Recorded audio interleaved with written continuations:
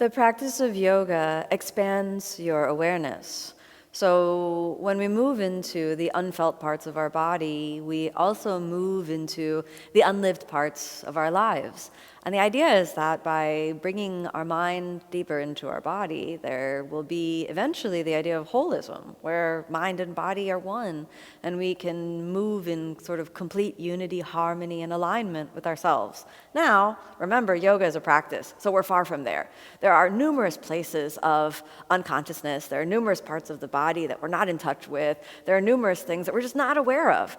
And these places exist in our subconscious. They exist in the shadow realms, you could say. And one of the main reasons that asanas are so difficult is that we're trying to kind of bring our mind into feeling places that we don't normally feel. And when muscles and joints kind of wake up and come online, one of the things that often happens is we feel uncomfortable.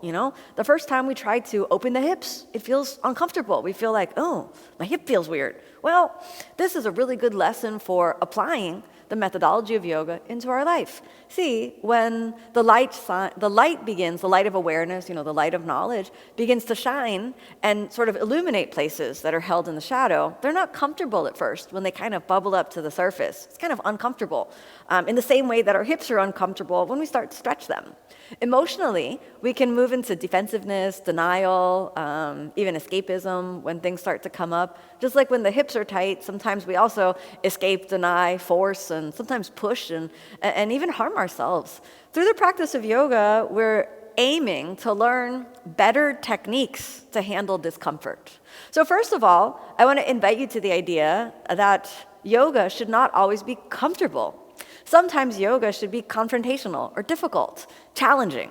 And it's through the experience of challenge and confrontation that we learn to expand our limited views of self. If everything is meant to always only feel good, then we'll never grow. We'll sort of be in almost an anesthetized view of the world. And we don't want that. And we don't want an anesthetized view of our bodies either. We want to welcome all of the pleasure and all of the pain that arises. And the idea of the spiritual path and the yoga practice is that we grow the most from great love and great sorrow, immense happiness and immense suffering. And when these two kind of dichotomies are presented as two halves of the whole, we can learn to really see that it's not an either-or sort of definition. There's not an absolutism that we need to choose. Oh, I'm either doing this or I'm doing that. I'm either happy or I'm sad. That it is actually a continuum.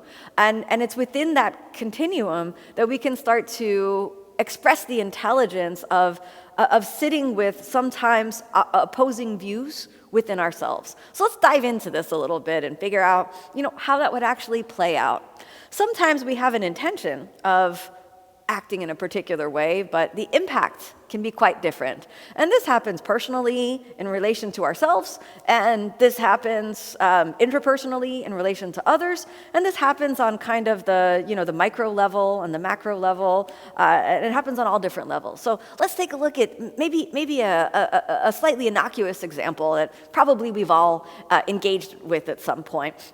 Have you ever had a zit? And I know that might seem a little weird. I can tell you that I have had numerous zits in my life, and I really have had numerous times where I did not like those zits. So I would imagine that you have also had some zits that you maybe have had a little bit of an antagonistic relationship to. So what happens when you have a zit? I don't know about you, but I want the zit to be gone. And I have at numerous times launched into a relationship with the zit with the intention of removing that zit. And what did I do? I went in, I squeezed on it, I poked on it, I put weird creams on it, I attacked that zit with the intention of removing the zit. What did I do? Did I remove the zit? Oh no, I did not remove the zit. I made what was a small, almost imperceptible dot on my face turn into a giant scandal. And I don't know if anybody else has had that experience, but this is where intention and impact are totally out of alignment. And then you're doing it to yourself. I'm looking in the mirror. I'm attacking my face, and I'm making my face bleed and do all sorts of things. And I'm sure we've all had moments of that in my life, so I had to evaluate. My intention is to remove the zit, but the impact of my actions is to generate dramatic harm, and in this case, self-harm. So let me scratch my head for a moment and think, is this effective action? Even if my intention, I'm aligned with my intention, I want the zit gone, I still want the zit gone, but my actions are not an effective demonstration of my intent. So I need to change my actions. It's as simple as that. Unfortunately, I don't know about you, but human beings, including myself, we don't learn the easy way. We need to make like thousands of scandals on our face before we realize maybe there's a better way. Maybe you could hire a professional, you can outsource the removal of the zit, that's definitely a luxury, or you can just let the thing run its course. That's also an unbelievable, difficult, but highly effective means. We can send loving thoughts towards the zit, also nice. Sometimes difficult. And then we can find some kind of happy medium where we gently poke on it and say like, how are you doing? And then it'll say, leave me alone. And then we can listen to it. You have to find the path that's right for you. But what I'm saying is that intention and impact need to constantly be evaluated based on the effectiveness of our actions. And this is just an innocuous example that really creates a little bit of, brings a little bit of humor into what is often a very serious issue, where there are numerous places where we intend one type of action, but because of those aspects of ourselves which are kept in the shadow, our cognitive biases and other aspects of our behavior that we're not really aware of, are actually creating the impact of harm. As the yoga practitioner, we need to dive into those moments of difficulty and really start to analyze all of our behavior, not only from the paradigm of intention, but also to acknowledge the impact of our actions. And in this way, our principle, one of the core guiding moral and ethical principles that really informs how the yoga practice is meant to be lived in our lives, is called ahimsa. Ahimsa, the Sanskrit word for nonviolence, both means nonviolence and nonviolent behavior, nonviolent action, nonviolent speech. Also, however, means the opposite of violence, himsa. When we have an A in front of a word in Sanskrit, it means not only nonviolence, but also the opposite of violence. So to act in such a way so that we would be not only nonviolent, but the true opposite of violence. You could pause and think for a moment and think, and just reflect on what is the opposite of violence. Perhaps it's healing. Perhaps it's justice. Perhaps it's forgiveness. What is the opposite of violence for you? Perhaps it's love. And then we understand that, oh gosh, if my intention, many yoga practitioners' intention is to spread more peace in the world, to spread more love in the world.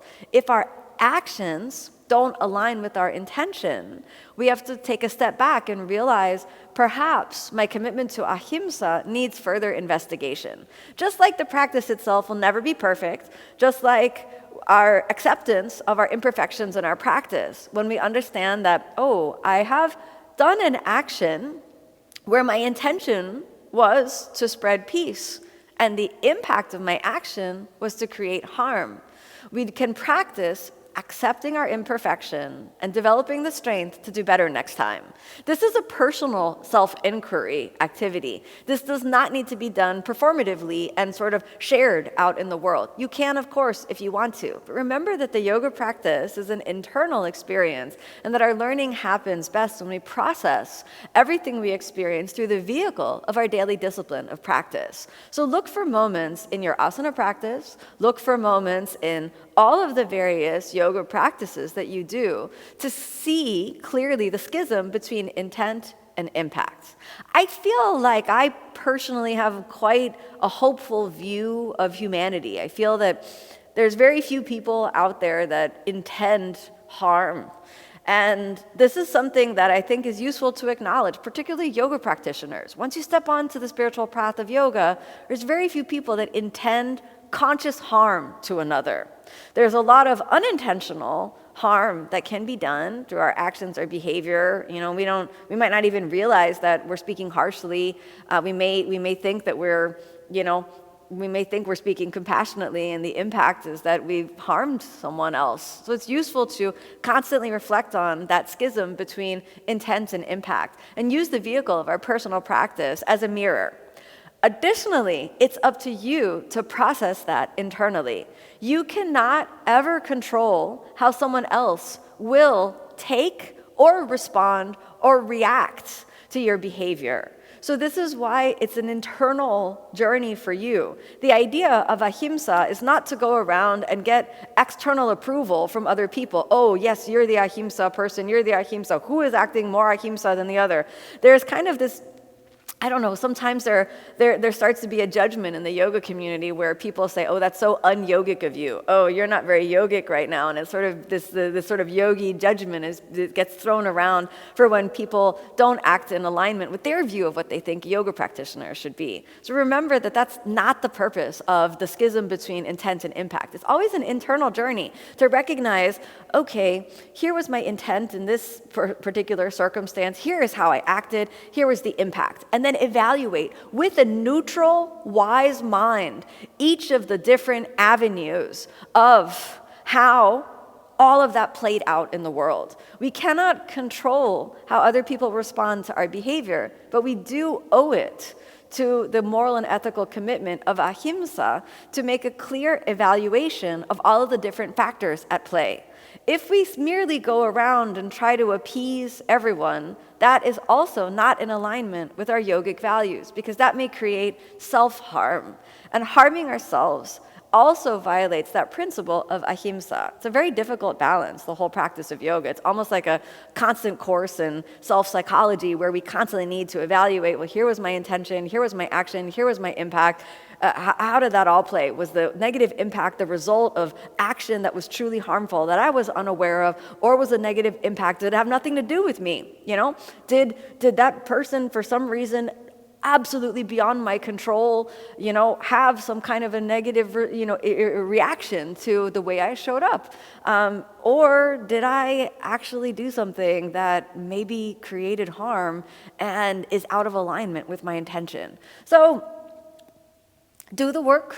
Use your practice every day as a mirror. Use how you approach every single asana to be your guide. What I love about the yoga practice is that the body doesn't lie. So if we go back to where we started this discussion, and we understand that by moving the mind into the unfelt parts of the body, we begin to grow our consciousness. So sometimes it's difficult to understand that there may be a negative impact to some of our actions or our behaviors. And so when we can expand our mind to kind of let that in non-defensively and kind of have it be okay without needing to fix it, it's a little bit like expanding our view of our mind to be more whole in our bodies.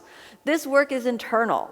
So whenever the mind comes back into the body will be your guide. If you keep getting back on the mat, asana will be your mirror. Asana will be your teacher. If you're out of alignment with your intention, your behavior, or your impact, when you get on the mat, you'll feel it. There'll be a reflection. Something in your mind will pop up and say, oh, I spoke harshly to that person, even though I wanted to tell them the truth. That wasn't actually my intention. I should apologize. You'll get back on the mat, and then there'll be the mirror of the asana practice again, and a thought will come into your mind. Oh, I said this, and they reacted like this. Gosh, I'm sorry for their reaction. I'm so sorry they were hurt.